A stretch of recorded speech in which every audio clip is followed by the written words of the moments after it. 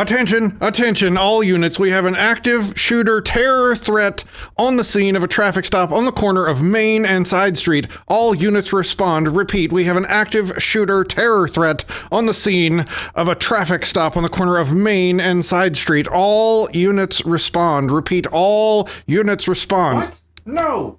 Dude, that's not what that says. It's just a guy with a camera recording us out in public on public streets. There's no terrorist. This isn't just anybody with a camera. Do you know what he can do to us? To the public's trust and faith in our authority with nothing but a camera? Yeah, don't worry though. We have these cool costumes and badges. Maybe you missed the name on this alert. It says right here that it is none other than James Freeman.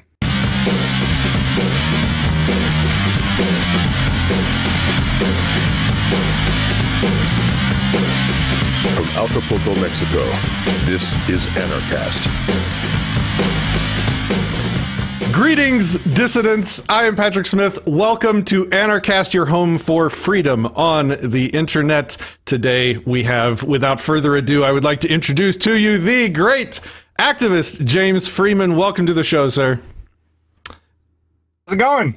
Oh, man. Thanks for having me. It's going good. So I want to ask the viewers to bear with us just in case. James Freeman always streams on the go from a mobile location, so hopefully the internet will stick with us throughout the show, but I think we're going to be fine. He's got some pretty high-tech stuff there.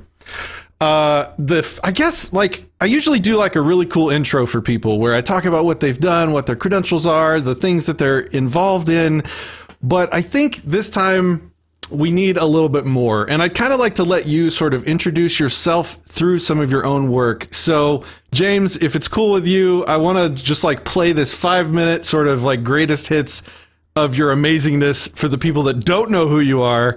And then we can maybe get into the interview. Are you good with that? Sounds good, man. Let's do it. All right. Hey, what's up, everybody? It's James Freeman. Are you with somebody in particular, or Just me. watching you take pictures of our parking lot? What's this about? Is that a problem? Yeah, this is a police law enforcement parking lot. Yeah, it is a problem. Oh. Wait for it. Wait for it. Oh, man. Come on, VMix. There we go. Who are you? I'm Detective Mike Jardine. Oh, yeah? What are you working on right now? Several cases. Okay. What is this about? Are you working on something right now? Am I? Yeah. Yeah, I am. All right, what are you working on? What are you working on? It doesn't matter what I'm working on. Here's what I'm telling you, sir. I don't want you on the police department parking lot. I'm asking you, what are you doing here taking pictures? Where have you been today? Have you been here all day? Or have you been out and about a little bit? You got ID on you? I sure do. Can I see it, please?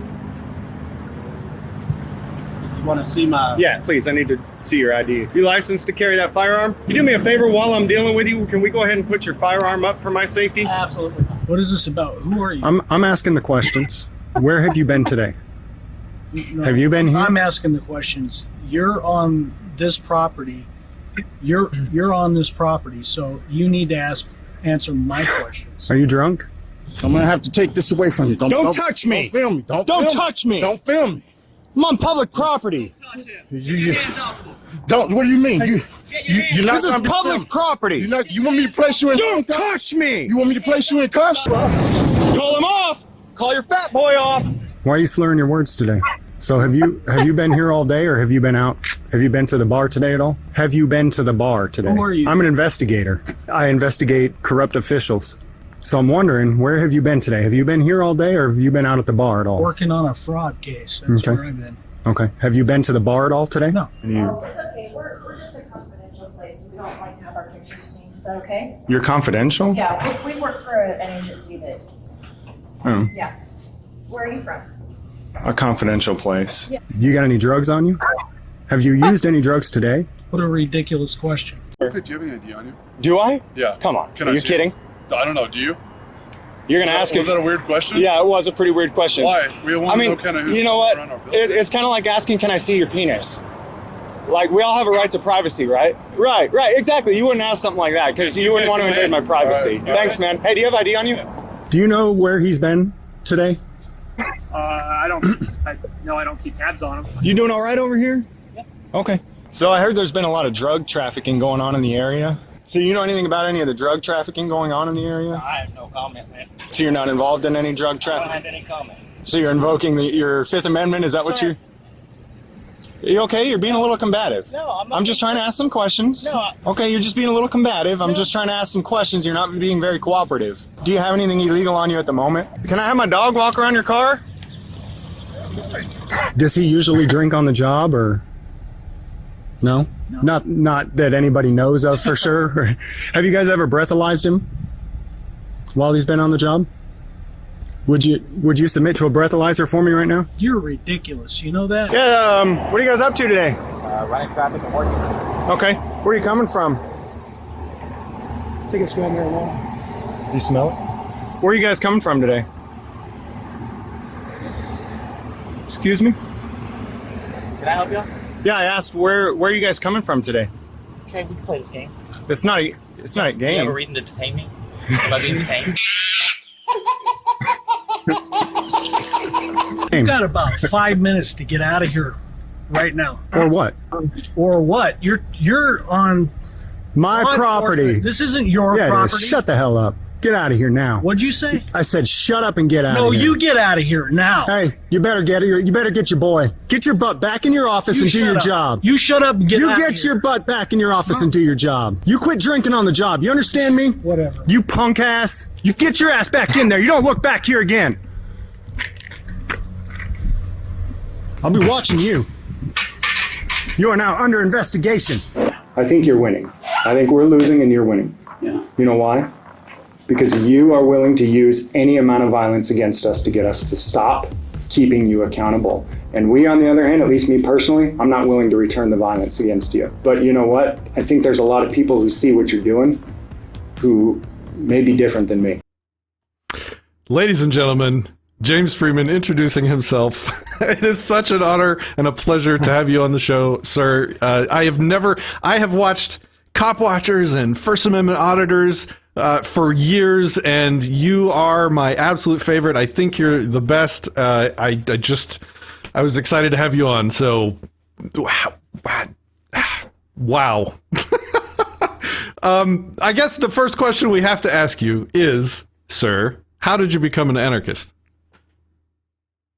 How did I become an anarchist? I think it was a little bit of a long road. It wasn't like I woke up one day and decided I was an anarchist. I'm trying to remember which election it was, but I think it was not the last election, but the one before that. I was Republican before, and I was watching some of the debates, and I was going, man, these guys are all full of crap. And I was listening to Glenn Beck at the time. And at the time, Glenn Beck said, you know what? That's it. I'm done. I'm fed up with the GOP. I'm done with the GOP. And I was like, yeah, Beck, me too. And I was like, where do we go from here? We need a new master because the GOP is not a good master anymore. And just days later, Glenn Beck said, oh, you know what? I'm going to be supporting Ted Cruz now. You know, I had a change of heart. I prayed to God, and God told me that Ted Cruz is the savior. Not in those exact words, but... and I said, oh, no. So I started looking. I said, I know that what I've been doing, it doesn't actually align with the principles that I believe in. And gradually got introduced to different ideas from friends. It wasn't from people I didn't know. It was from people I did know who introduced me to libertarian ideas and the non-aggression principle, which, of course, at first I was like, well, what about the roads? And gradually I started going, okay, well, even if we do lose all the roads, it's still roads or no roads. It's not right to beat people up and steal their stuff. So, I went from libertarian to realizing that I don't know what the difference between libertarian and anarchist is. I think to me, the difference that I think I see is libertarians are anarchists sometimes, unless it is inconvenient. Somebody please let me know if that's wrong, but No, I think they're synonymous. It's just that a whole lot of libertarians are less consistent libertarians. That's like that's how I like to say it. Like a libertarian, a consistent libertarian is an anarcho-capitalist voluntarist. It's just that a lot of them are still consistency challenged, right? And Right. it's, I wonder if we kind of came up around the same time, because back in my Republican days, I was a Glenn Beck watcher myself, and I remember that exact moment that you were talking about. Like, I followed Beck. He did all those big events like Restoring Love and Restoring Hope and all that stuff. And, I was, really enthused by it. And Beck moved libertarian for years over the course. He just like slowly started heading that direction. And finally, like, I remember that moment you were talking about and me, kind of cheering him on. And then there was this moment where he just went right back into politics. And I was like, wait a second. Like, something just happened here and I don't like it and I don't agree with it. And that's what, around the same time I started questioning it. And, maybe we'll do an Anarchast show about me so this massive audience can maybe learn about me sometime. But today we're here to talk about you. So how long, so right now you are a cop watcher, I guess is probably, you would call yourself an activist. How long have you been doing that? I've been doing it for YouTube for a couple of years, but I've been doing it in my neighborhood even longer than that. The first instance where I can think that I really went out and tried to do some police accountability was in Rockwall, Texas. I was not an activist. I was just a working guy. And I was kind of just really getting sick and tired of, I believed in at this time I believed in the non-aggression principle, the libertarian principles, no victim, no crime. But I was getting sick and tired of seeing cops punish people for victimless crimes and then go commit the same offenses. So I see this Rockwall cop cruising down I-30, going over the bridge. Probably, I estimated maybe 90 miles an hour. And so I actually followed him and chased him and called 911. And told the dispatcher, hey, I've got this reckless driver driving really fast, weaving in and out of traffic. And the dispatcher says, okay, well, describe the vehicle to me. And I start describing it. And she goes, that's a sheriff's deputy. That's a sheriff's deputy. I said, yeah, I know, but I don't think it's actually a deputy because a deputy wouldn't do this. So I'm pretty sure it's a stolen sheriff's deputy's car. And they said, they threatened me with you're abusing 911. And I got pretty nasty with it. I said, look, bitch, you get someone out here right now and investigate this crime. Anyways, he ended up getting away from me because he was driving pretty reckless. I went into the sheriff's department and reported it. And his supervisor said, well, he was on his way to an emergency call. And I said, all right, cool. Went over to records and pulled the records on all the emergency calls within a half hour before and a half hour after that incident. There were none. He was headed into Rowlett, so I went to Rowlett and I pulled the same records. There were none. There wasn't a single call. I took the records and went back to the supervisor. The supervisor said, well, maybe I was mistaken. And at the time, I was usually a lot nicer. I've gotten meaner over the years of doing this. And at the time, I said, look, man, this is the concern. This is the problem. It's that we're accountable for our actions. You're not accountable for yours. And before you even look at what's going on, you already made up a lie. You never, I don't know if you knew or didn't know that he was on his way to a call, but you made up that lie before you ever knew. And you were totally okay with just having me walk away believing that. And I told him, that's the problem to me. It's not that cops are humans and they make mistakes. It's that there's a different set of rules. And that's where I have a problem. And from there, man, I just started doing little stuff here and there. And then I started actually recording it and uploading it.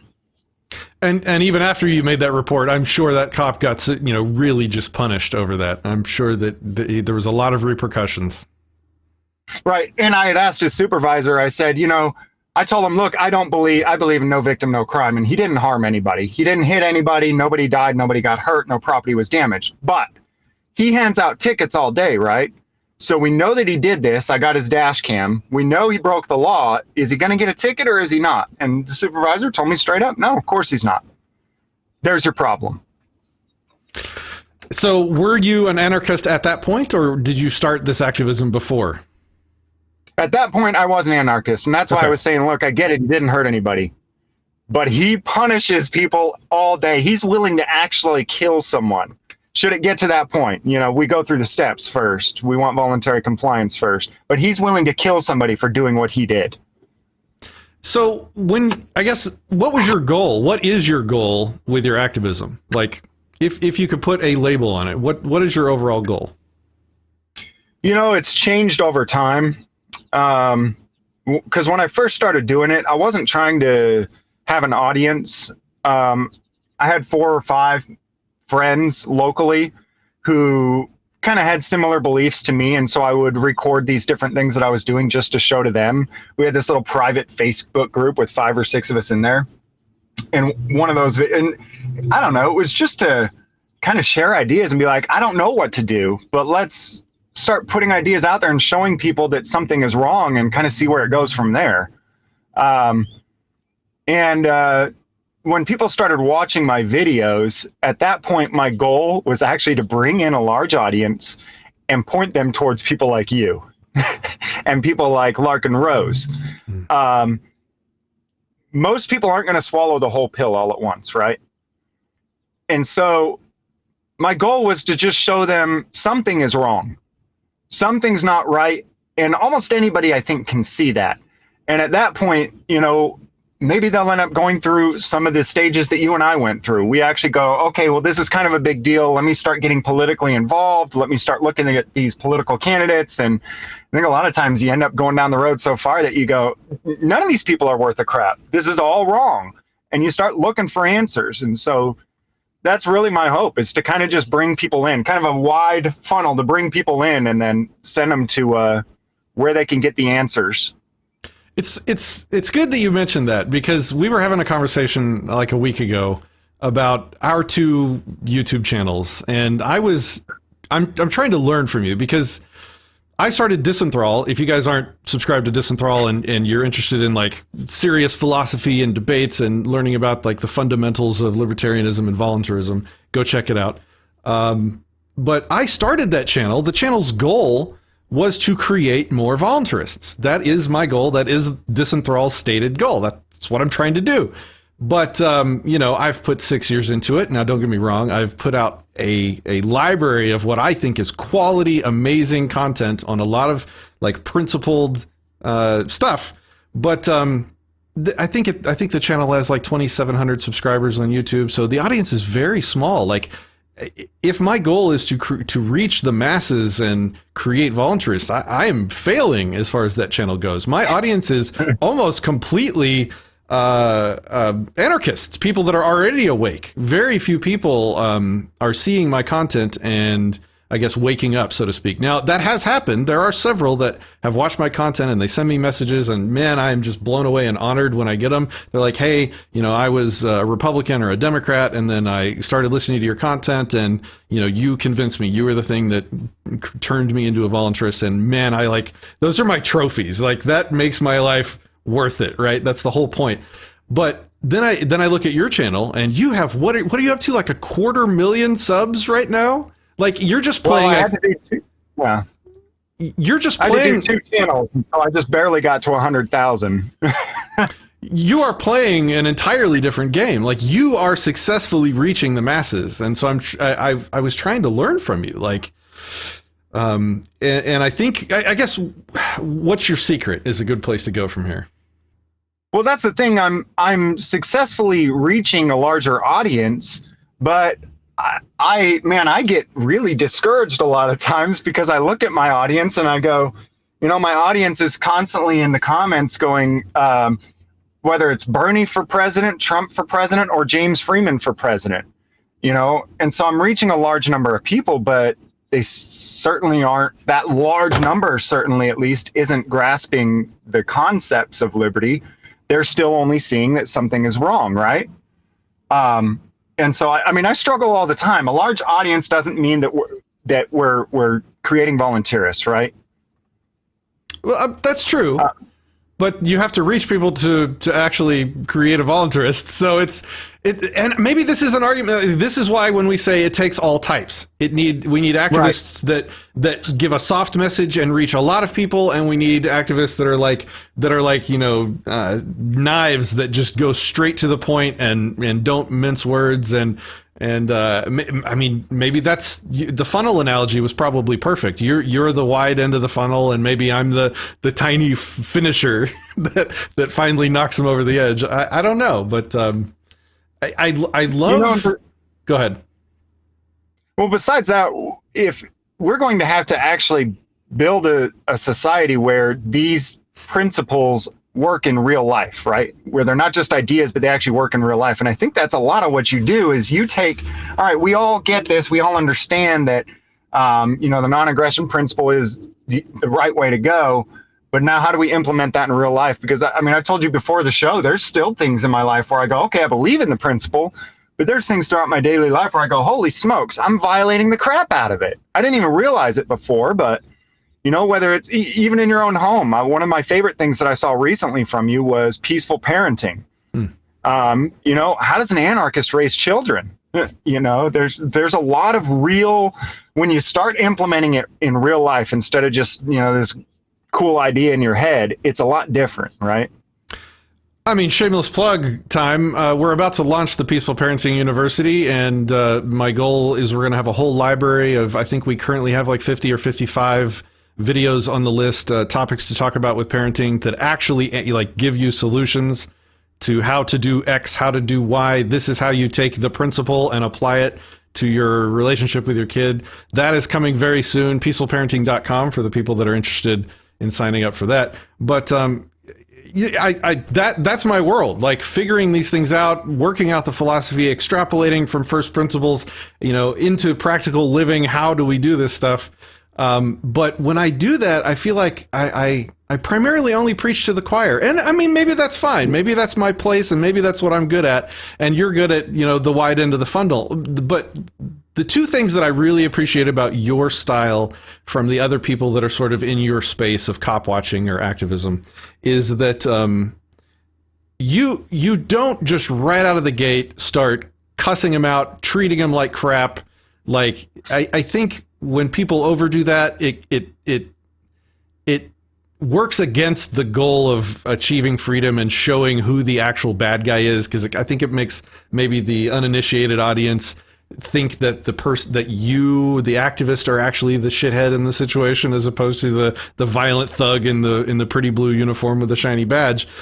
You start off polite and reasonable and let them escalate. And then you meet that escalation with an appropriate response, like a response from somebody that treats them like equals. And that is so powerful for a normal person. They see you treating a cop like you would treat anyone else. And, you're respectful and polite until they do something to you or step out of line. And then you treat them like their behavior deserves. Wow, is that powerful? Yeah, I tried to. And I've gotten, I'll tell you what, I've lost patience over the years too. I've been arrested 3 times, and all 3 times that I've been arrested, I was being nice.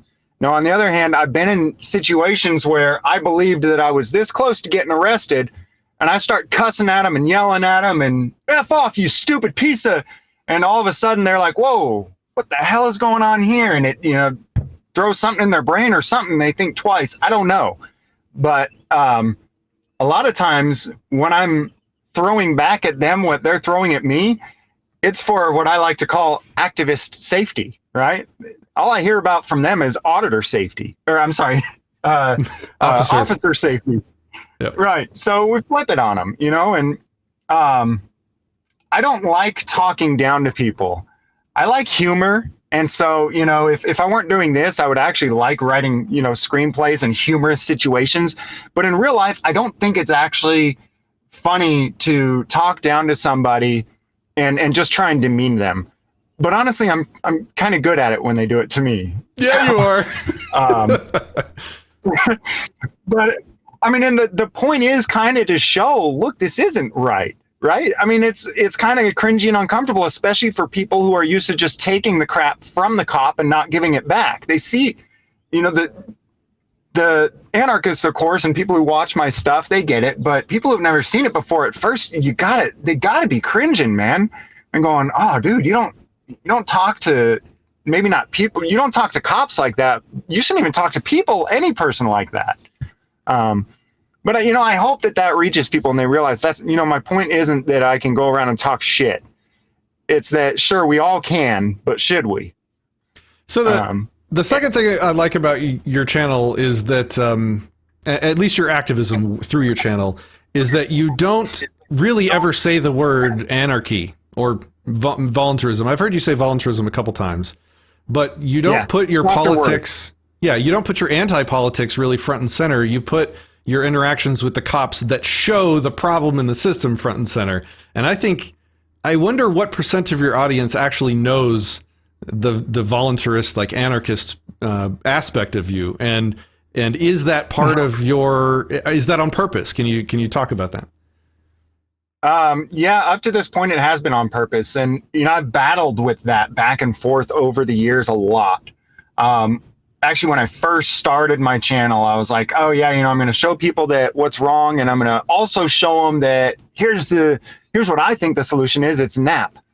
But very early on realized that people don't want to swallow that pill. And so I've battled back and forth with how much do I show people? It's not that I want to deceive anybody, but man, some people just aren't ready for that whole pill. And I'd rather keep them around until they are ready. Because one day something's going to happen to them, I think, and they're going to go, holy shit, James was right. None of this is actually legitimate. Like nobody has the rightful authority to beat people up and steal their stuff. So, I mean, you have a pretty massive audience, and when you live stream, you have a ton of people in your comments just watching what's happening and commenting on it and interacting with you and each other. And I just want to put out a call to this audience of anarchists to go give you a subscribe and hit that bell so that you can jump so that you guys can jump in James's comments when he's live streaming and help drop little freedom nuggets, like good cop, bad cop. Yes. Let James be the guy that just deals with the cops and doesn't really talk about, the A word. And you guys get in there and, drop some philosophy, drop the non-aggression principle, speak some truth in his comments and maybe work his audience with him. I would love to see more of that. Yeah, I've had Rika, the hopeful volunteerist, in a lot of my streams for a long time. There's been a couple others. I mean, I can think of 3 or 4 that I know of for sure that are in there regularly, dropping those seeds. And what I've done with Rika is she throws her ideas out there, and I'm the skeptic. I'm like, Rika, are you serious? This is what you think? Okay, all right. And I let her throw it out there. Exactly. Perfect. So I guess how have things has things changed since you've started? Do you feel like the environment has gotten easier or harder on you? I know that in some places cops are getting used to people with cameras, and others are still just losing their entire minds over it. What's it like for you? I think just over the last few months, it's gotten a lot worse. Really? For quite a while, it was getting better. They were realizing that, it's perfectly legal and lawful for these people to record. And I've started moving more from, I did a lot of what they call auditing, where you just go to a government building for absolutely no purpose other than to record government employees in the government building, which is legal, lawful. It doesn't violate master's rules. And so I would go and do it, and people would get upset, and too bad. But as I've been doing a lot more cop watching now, that's where I think we can really catch more pure evil being done, is on cop watches, where they're out stopping people on traffic stops, trying to manipulate and bully people into allowing searches, planting evidence. Yeah, we've got real videos of stuff like that, right? And recently, it seems across the country that these cops have started buckling down on, for officer safety, if you're going to record, you're going to record from exactly where I say you can, and nowhere else. And that's a real problem as far as being effective, I want to be out there to catch what's actually going on. Whether it's good or whether it's bad is irrelevant to me. And what you think about it is irrelevant to me. I just want to catch what's going on, and that's it. When you pick and choose where I can and can't be, and I prefer to go out with a group of people so we can have angles all around. Just here in Rockwall, Texas, last week, my buddy got arrested for flanking. And they said, you know, you can't have one guy on either side of our cop, you know, in a public setting. And I think it's getting worse. They're so scared. It must be terrifying to be a cop. Like, you can't handle people with cameras on either side of you. Right. And, you know, when you really take and you break down the scenarios of what happened, it's not even that they're scared. And I think you and I know that. They've got some fear training, and so there's some level of that. But you see the way that they try to control and manipulate everything, and then they'll literally turn, every one of them will, and in that situation, every last one of them turned their back on me to go attack my buddy. And I told them before too, you know, before they even started attacking us, if we wanted to hurt you, you wouldn't see us. You know, we're standing right in front of you in the wide open with cameras pointed at you. Talking to them. Like, just... Right. Right. Yeah. I mean, we saw what happened in Dallas in 2016, right? 5 Dallas officers were killed and they never saw him, you know, and not that I'm saying that that's good either. I believe you don't initiate violence against people, but I mean, if we want to talk in real terms of what's dangerous and what's not, a guy standing in front of you with a camera is not. The guy you don't see is the concern. And so I guess that goes right into my next question, which is, what risks are there? Like, what have you experienced? What are some things that you've gone through? And I think we have a super chat as well. And for those looking to participate with questions, the Streamlabs link is at the top. You can use the YouTube's super chat feature, but Google gets 30% of whatever you donate for your super chat. So if you use the Streamlab links at the top, we get the full amount of your super chat. So if you have any questions, drop them in there. We have one waiting, but I think that one will kind of be part of your answer to this, which is like, yeah, what have you gone through? What are you dealing with as a result of your activism? I've gotten to a point where I'll talk trash like you've seen me do, but when it comes to, I just try to get them to give me a threat of violence, and at that point I do whatever they say. I've realized over time that even their legislation that says you have a right to do this and you can do this and you can do that, it doesn't mean anything. When I first started, I think that I believed that you mean the laws don't matter? No, what? Not to them. Yep, I know, it's shocking. I know. And honestly, man, as ignorant as I was and naive as I was about it, I thought at least to some extent it had to matter, right? Like, if they violate the law and arrest you, you'll get some kind of restitution out of it at some point. No, you lose all the way. I was arrested in Sierra Vista, Arizona, standing outside of Fort Huachuca, recording outside 2.5, 3 years ago, somewhere around there. They arrested me. They took me in. They booked me. They stole all my camera equipment, probably about $2,000 worth of equipment. They kept it for 2 years while they held 4 misdemeanor charges over my head. I went back and forth from Texas to Arizona multiple times. It's roughly an 800 to 1,000 mile trip every time, one way. And spent, I think, about $14,000 on attorneys. In the end, wow, the charges were dismissed because they were bogus charges. Mm-hmm. But did I really win? All that time going back and forth, all that money on attorneys, and I had the money to put into it. What most people in the U.S. are dealing with is they don't have the audience, one, to follow their case with them. They don't have the money to fight it. You know, I came out pretty easy compared to most people. A lot of people would be in prison for a very long time for that. And even in my situation where people say, oh, you won, no, you still lose. It doesn't matter that they broke the law. And you know, people say, oh, well, you know, just sue. It's no big deal. Just sue. Yeah. Sue and hope that the system made up by the friends of the police that you're trying to sue about are going to actually help you. Like, it's all a giant conflict of interest. It's just, you walk into a courtroom and the prosecutor and the judge are friends and they know the cop. It's like, where do I go for like neutral arbitration? Where does that exist? Oh, it doesn't. Oh, you mean this isn't a justice system? Oh, Man, red pills everywhere. Yes. So, like, it's important what you do because you get them to that point where they show their hand. Like, they put it on the table. We are going to use violence on you any second now if you don't do X, peaceful person. Like, you are always there as a peaceful person, not hurting anybody, not creating any victims, and you just keep repeatedly getting these cops to threaten you with violence, to threaten to actually hurt you, to assault you, to cage you, abduct you. That's the win.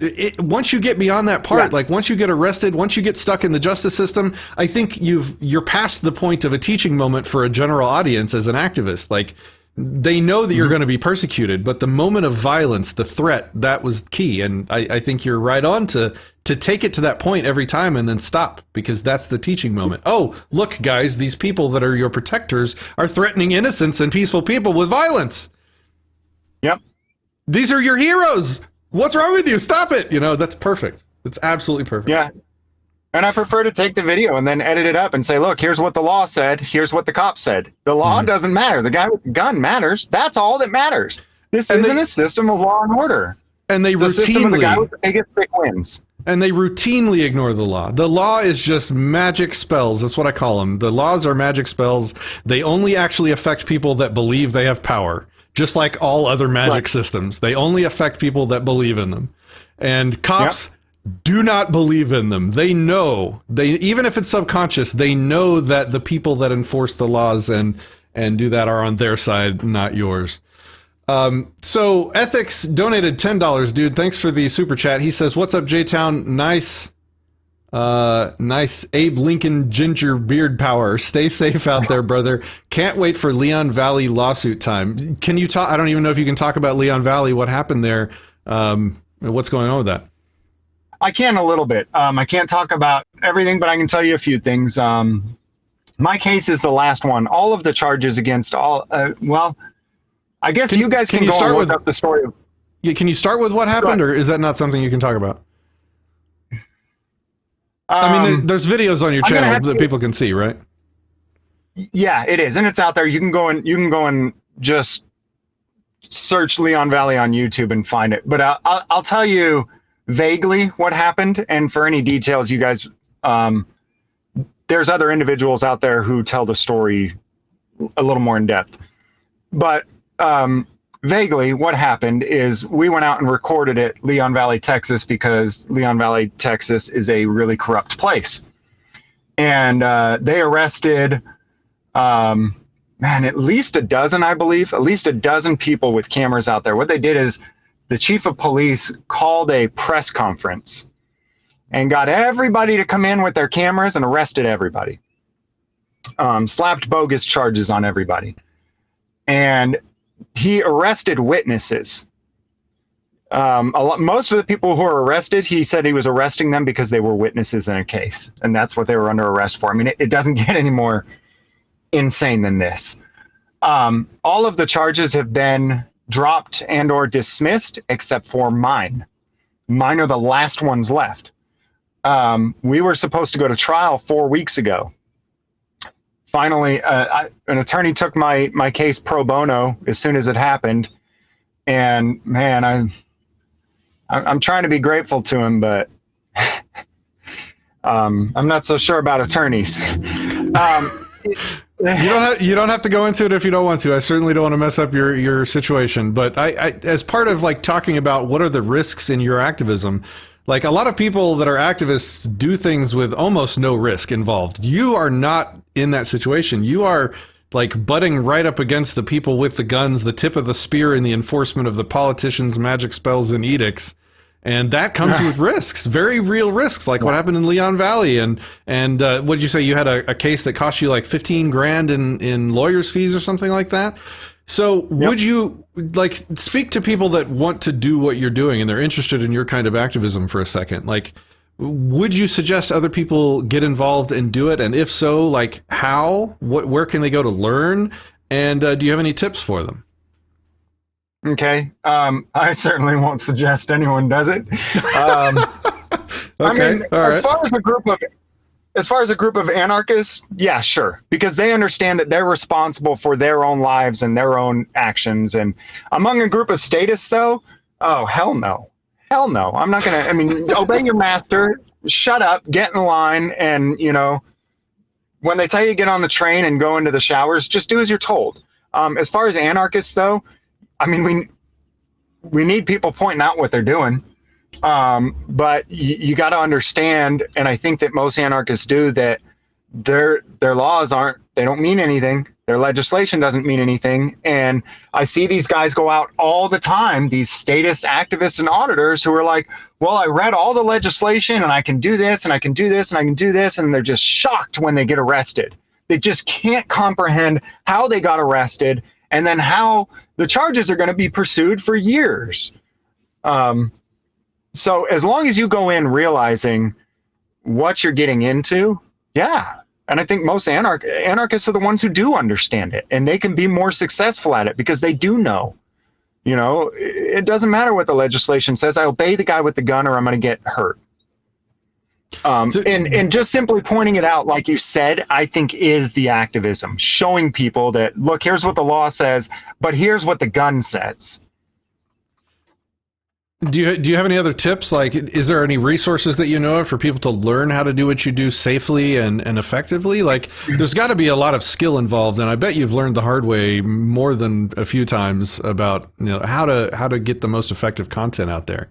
Like one day especially like on Disenthrall channel, we do a lot of activism on the Disenthrall channel as well. So, you know, we do street activism. We do an event called Feed the Need, where we go out and break the law to feed the homeless, you know, well armed so the cops leave us alone. You know, we get out there and we do things. And one of the things I would love to do, let me know when we can hook up, is I would love to go out and follow you around doing some of this stuff someday so that I can, you know, learn myself and, you know, show people what you do. And, but in terms of like, I mean, where would people go to learn, I guess is the question.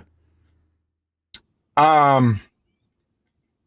know, I don't know. Kelby Casebolt talked about doing like a cop watch auditor seminar type thing, I guess you could call it. Because I don't really know that there's one source to go out there and kind of find the information on how to do this.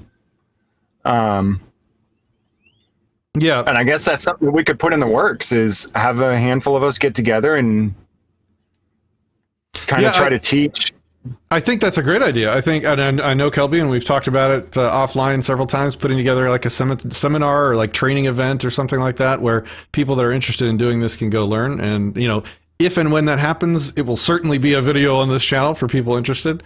Yeah, Mark Miller in the comments, the Guillotine March. Yeah, that was one of the things we did. The Guillotine March was more for us though, like, because a lot of people have a misconception that when you protest the government, that the government cares and that will change something. It literally doesn't change anything ever. In fact, it can be counterproductive, because all the people you get involved in the protest let out all their steam and feel like they've done something. They feel like they've done something without actually changing anything.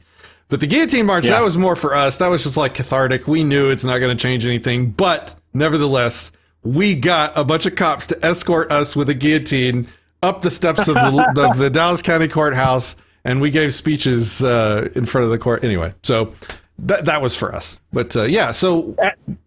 And that was my favorite event I have ever attended, by the way. Seriously? And really? Again, I know it didn't change anything, but, you know... At the very least, I don't know. I think it sparked something in people's minds at the very least, right? Maybe.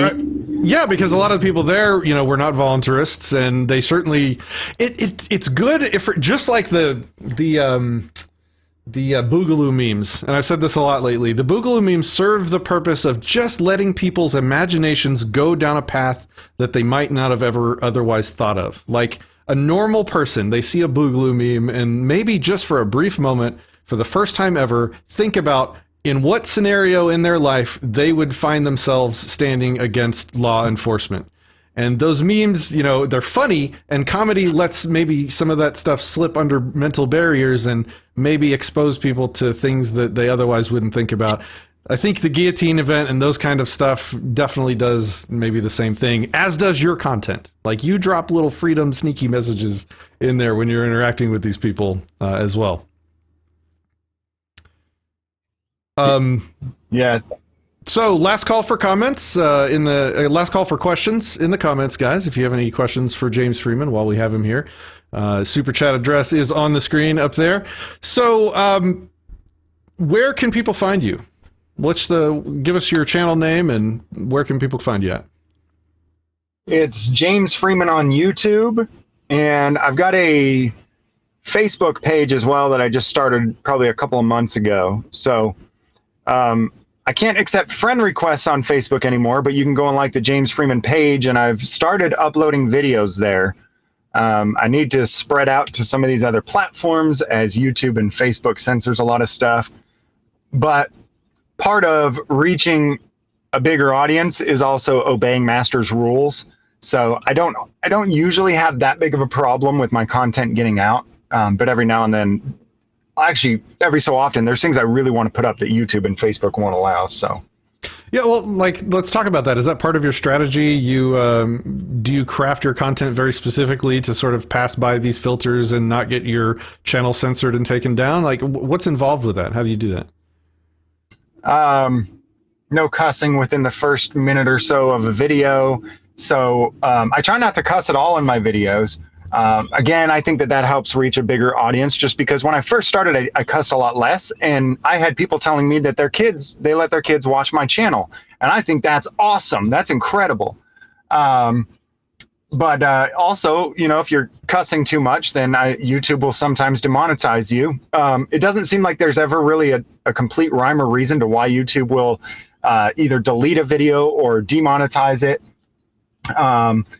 But I try to follow all the rules. Another one that's really big is guns are almost completely not allowed on YouTube anymore. I got a video of somebody open carrying a handgun on his hip. The video's gone. Wow. I mean, as much as you know the rules, I mean, with YouTube, there's no rhyme or reason. You can try and obey it as much as you can. I put up a video of a cop beating up or kind of roughhousing this, I think, 12-year-old girl in New Mexico, Farmington, New Mexico. It was body cam footage of him acting out while the school staff stood around and told him to stop, and then finally ended up jumping in and stopping him. And YouTube took it down because it was like abuse to minors or something like that. And I'm going, yeah, I get it. Yeah, this cop beat the shit out of a kid. I'm not glorifying it, though. This is an important news story as far as I'm concerned. And these mainstream media news outlets have it all over YouTube. It's still up, but I still have a community strike for it. So Samuel Fitzgerald asks, where do you get the police scanner? What type of equipment do you use for your streams? Okay, so I've been using the cheap version of the police scanner, just the app on the phone. Justin Pulliam, I believe, sells police scanners. I think they're like $400 a pop. Woo.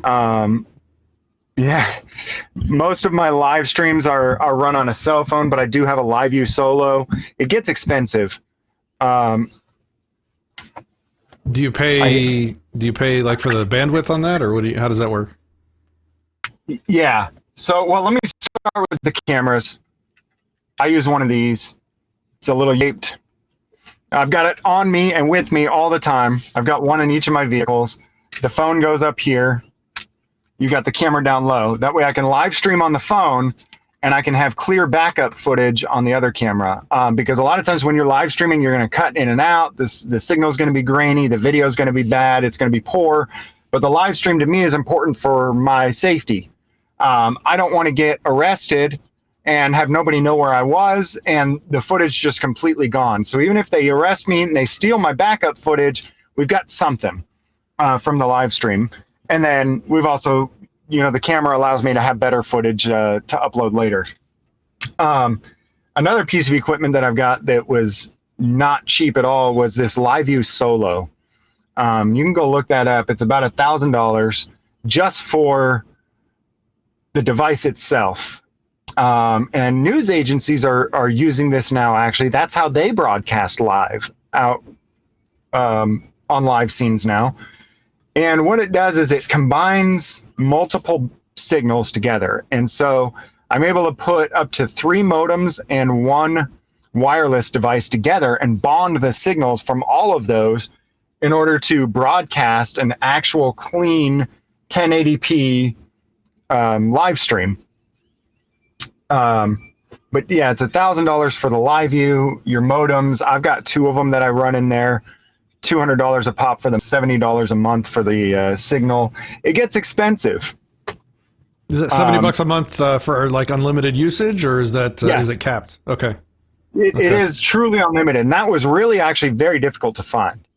Truly unlimited, uncapped, and one is through Verizon and one through Sprint. Okay.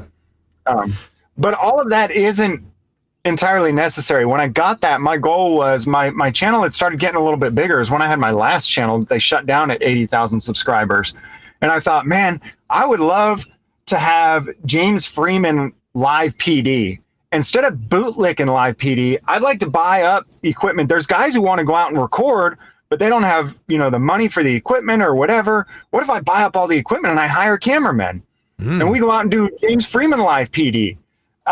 So yeah, that's when I bought that stuff, and then YouTube shut down my whole channel. So they knew something good was coming. Did they say why they shut it down, or did they just give you a vague email? They didn't give any answer whatsoever. Not even a vague answer. Oh, okay. Thanks, Google. Appreciate you. Yeah.